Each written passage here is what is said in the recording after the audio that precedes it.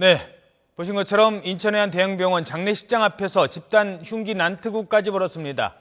자, 시청자 여러분께서도 이 사건 기억하고 계실 텐데요. 크라운파 어떻게 잡게 됐고 조폭을 잡는다는 게 얼마나 경찰 입장에서는 또 어려운 건지 이런 부분도 살펴보도록 하겠습니다. 곽대경 동국대 경찰행정학과 교수 최진영 변호사입니다. 안녕하십니까? 네, 안녕하십니까? 안녕하십니까?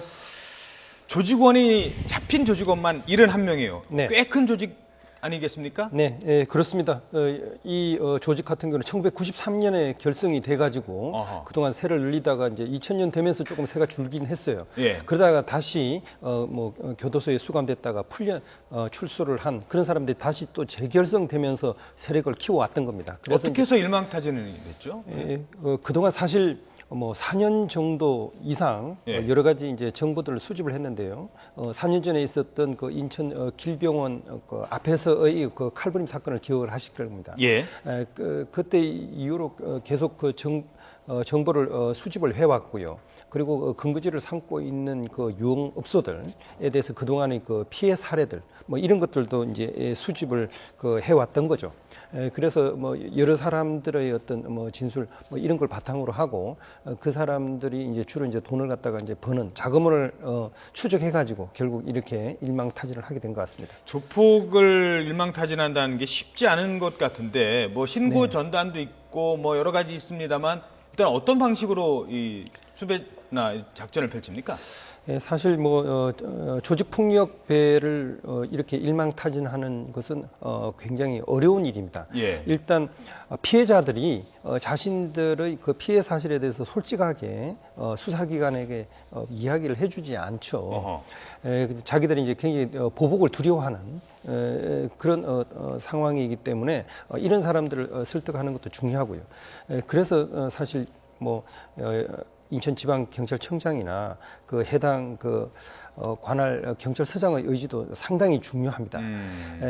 그래서 이런 사람들이 그동안 잘못해왔던 이런 사실들에 대해서 자료를 갖다가 굉장히 오랫동안 면밀하게 수집을 하는 게 필요하고요.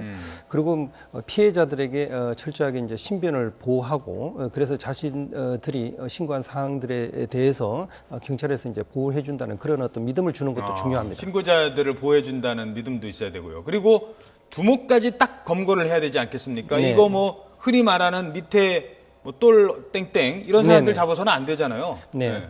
그 두목까지 잡으려면 작전을 아주 철저하게 좀 펼쳐야 될 것 같은데요. 네, 그래서 사실 이 폭력 조직이 어디서 활동을 하고 어떤 동선으로 움직이고 그리고 주로 어떤 그 업소에서 이 사람들이 근거지를 삼아가지고 활동을 하는지 이런 거에 대한 굉장히 철저한 수사와 자료 수집 이걸 바탕으로 해가지고 한 번에 이제 작전을 할 때는 마치 이제 군사 작전 못지않게 굉장히 체계적으로 철저하게 준비를 한 후에 일시적으로 한꺼번에 일망타진을 위해서 이제 작전을 수행을 하게 되는 겁니다. 검거 현장은 이렇게 영화에서 보는 것처럼 저쪽에서 야구망망이나 흉기를 들고 저항을 하는 것까지 다 그 대비를 세워야 될 것 아니겠습니까? 네, 그렇습니다. 그래서 이제 그런 것을 이제 대비를 해서 상당히 기동 타격대라든지 또는 방검복을 입고 있는 형사들도